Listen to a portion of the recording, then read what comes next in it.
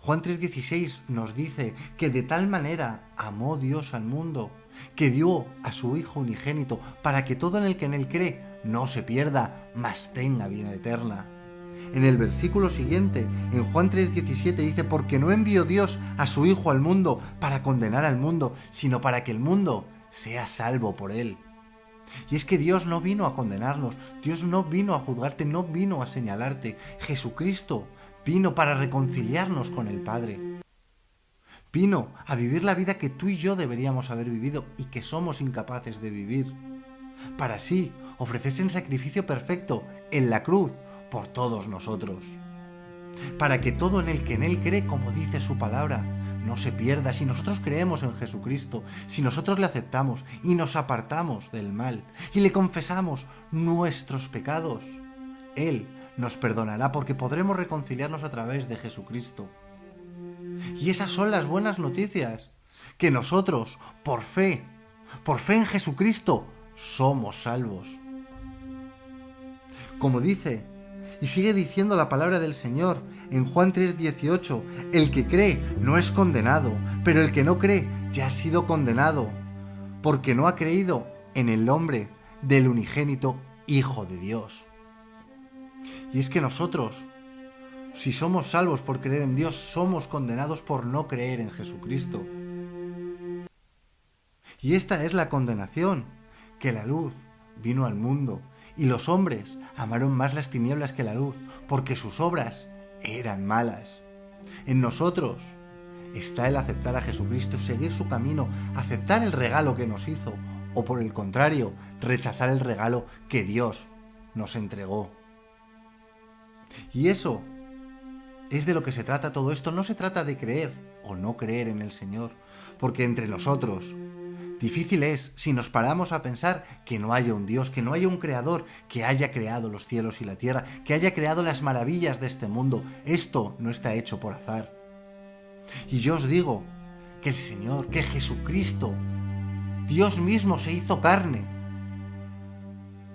para dar su vida por todos nosotros.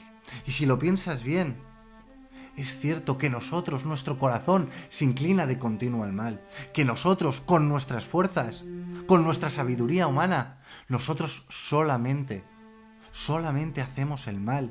Aunque intentemos hacer el bien, lo acabamos haciendo el mal. Nuestro amor es egoísta, nuestras intenciones siempre tienen algo oculto.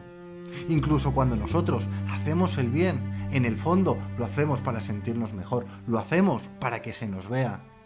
Sin embargo, el amor de Dios, el hacerse hombre, el despojarse, el venir a este mundo como siervo, hacer la voluntad del Padre, lo que hizo Jesucristo por todos nosotros, viviendo nuestra vida, la vida que tú y yo tendríamos que haber vivido. Él no vino como un rey, Él vino como el más pobre. Él no pecó, en Él no hubo pecado. Sin embargo, sí fue tentado como todos nosotros, pero Él resistió la tentación. Él caminó recto en obediencia al Padre y se sacrificó en la cruz, murió por nosotros.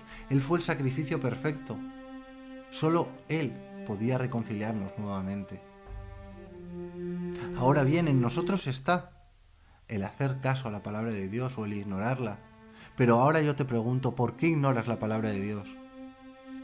¿Para seguir haciendo lo que a ti te place? ¿Para el día de mañana, cuando te toque enfrentar el trono blanco, cuando tú tengas que hablar con el Señor, le digas, ¿sabes qué? Yo es que no sabía lo que hacía. No, déjame decirte que todos sabemos lo que hacemos. Pues la ley del Señor está grabada en el corazón de todos nosotros, y todos nosotros sabemos distinguir entre el bien y el mal. Y si tú estás andando en camino de muerte, si tú estás en tus pecados, si tú estás por alguna razón encadenado a algún vicio, a algún pecado oculto, te digo que no lo escondas más, que se lo entregues a Jesucristo, que le confieses a Él todos tus pecados, arrepiéntete, ora, pídele al Señor que te perdone, pídele que te dé las fuerzas, pídele que derrame su gracia sobre ti, porque solamente con la gracia del Señor nosotros podremos seguir adelante, podremos ser liberados de las cadenas que nos atan, podremos andar una vida que le agrade al Señor, porque no se trata de nuestras fuerzas, porque no se trata de nosotros, se trata de la gracia de Jesucristo, y con su gracia nosotros podremos seguir adelante. Déjame decirte que yo, que por muchos años estuve metido en drogas, en alcohol, en tabaco, en pornografía, en idolatría. Estuve durante muchos años en muchos pecados y yo no sabía que había otra vida, no sabía que yo podría ser libre. Yo ya empezaba a plantearme una vida entera, esclavizado a todas esas cosas que me ataban. Hasta que un día el Señor se apareció en mi vida. Y yo intenté cambiar primeramente con mis fuerzas, ¿sabéis? Pero no pude cambiar con mis fuerzas. Y aunque yo intentaba hacer lo bueno, hacía lo malo, una vez tras otra. Hasta que caí de rodillas y dije, Señor, Espíritu Santo de Dios, yo no puedo. Señor, si tú no me ayudas, yo no voy a poder hacerlo. Yo estoy condenado. Eres mi última esperanza. Yo ya estaba en el fondo. Yo tuve que estrellarme para ir al Señor. Pero tú te puedes ahorrar ese camino, te puedes ahorrar esa caída. No hace falta tocar fondo para buscar al Señor, para ir en lo secreto, arrodillarnos en nuestro cuarto y decirle, ¿sabes qué, Dios mío? Yo no puedo.